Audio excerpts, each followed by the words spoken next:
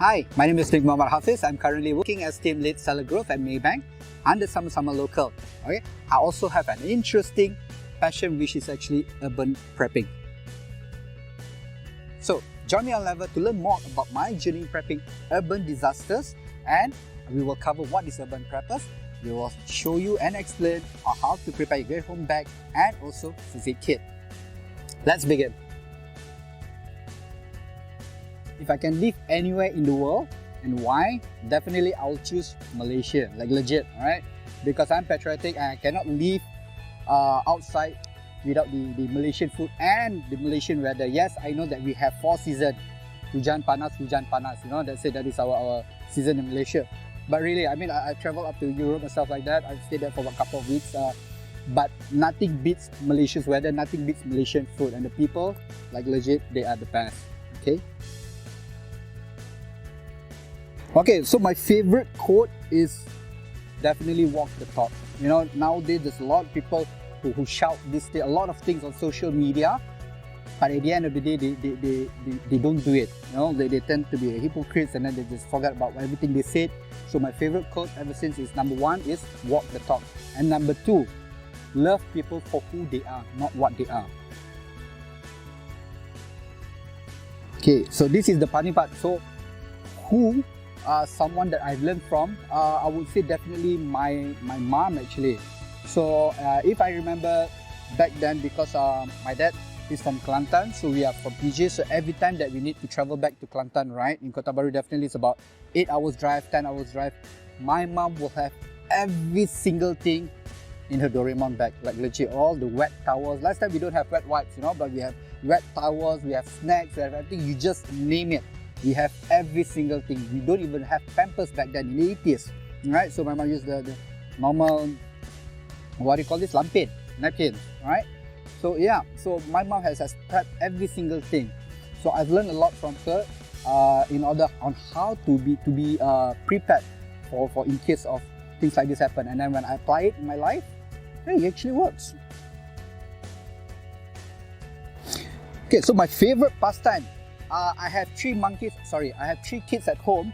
So yeah, my favorite pastime is to annoy them like 24/7. I have a son, daughter and son. Yeah, my favorite pastime is I'll just annoy them from top to bottom. So what made me keen in pursuing this passion in prepping? Because I have seen that a lot of people, they face difficulties and they face troubles, and there are even people that they don't know what to do when they are faced with a lot of situations and danger.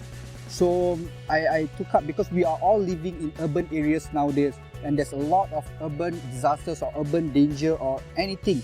You know, let it be from walking to LRT, going to school, coming back from school, going to work, picking up your spouse from work, everything. There's a lot of dangers nowadays, and there's a lot of people who are still, they are not aware of what is going on. So this is the reason why I am keen and passionate about this, because I would like to share this awareness so that people can keep their family safe. Okay, so the most important work advice or the prepping advice that I have been given is this: what works for you doesn't mean it will work for others. Alright, back then I didn't know. Back then I'm like, okay, if I have this whole set like how Mr. A have it, then I'm set for life.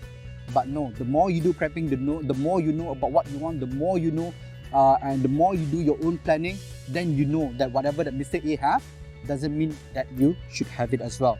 So the best part is, what works for others doesn't mean it will work for you. So always remember that when you're doing prepping. Okay, my wife said that I'm a street smart person, I'm not a book smart person. So it depends actually. For prepping or for survival, I would say street smart is the best. Because for book smart, like my wife, she always follow the rules.